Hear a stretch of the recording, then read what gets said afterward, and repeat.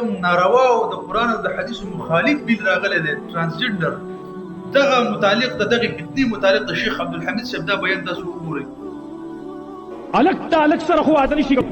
لیکن د یو الک الک وخت دی اې لپاره به طریقه کار دا جوړي دا الک پر ځانه جنې جوړي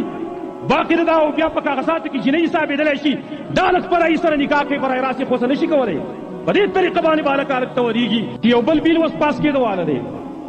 او هغه بیل څه شی دی شرم پکار دی دې خلکو لره شرم خو کم سړی چې شرم پکې وبه شرمېږي شرمېدلی به په څه وشرمېږي بل اوس بیل پاس کېږي او بیل څه دی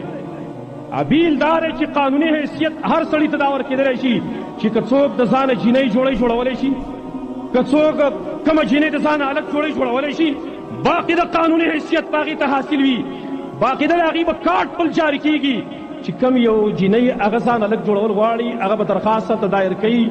او بیا کې د اپریشن په طریقه باندې هغه ځان هلک جوړولی شي او د هغه دپاره به کارډ بیا د جینۍ نه هلک ته هغه منتقل کړي او دغه رنګې هلک ته ځان جینۍ هم جوړولی شي دا یوه جوړه اوس دې بیل باندې خبره شروع د قانوني حیثیت دې له ورکول کېږي جنس پرستي هغې ته یې ولاره کولاوئ زمانو نه غټ غټ سازشونه شروع د اسلام خلاف منګه دا تی په غوږ کې وده یو ځانه خبر نه یو چې زموږ د اسلام سره کومې لوبې کېږي او په هغې باندې باقاعده اوس کار جاري دی که چېرته د مسلمانانو په هغې باندې ایکشن وانخسته دا قانون به منظورېږي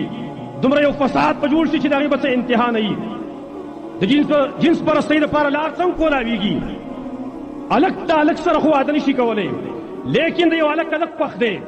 هغې دپاره به طریقه کار دا جوړوي دا هلک پر ځانه جینۍ جوړوي باقي دا او بیا په کاغذاتو کې جینۍ ثابتېدلی شي دا هلک پر هغې سره نکاح کوي برای راسې خو څه نه شي کولی په دې طریقه باندې به هلک هلک ته ورېږي دغه رنګې جینه کوي یوې جینۍ بله جینۍ خوښه ده واده خو ممکن نه دی هلته یوه جینۍ به له ځانه هلک جوړوي د هغه طریقه باندې به بیا ودونه کېږي دا شی اوس شروع دی زما وروڼو دا ظالمان د دې نه خبر نه دي د الله په خلق کې دا خلک ګوتې وایي دا خو شیطان مخکې نه ویلي دا یې ویلي فلیغیرن خلق الله دا خلق په د الله پیدایش په بدل کې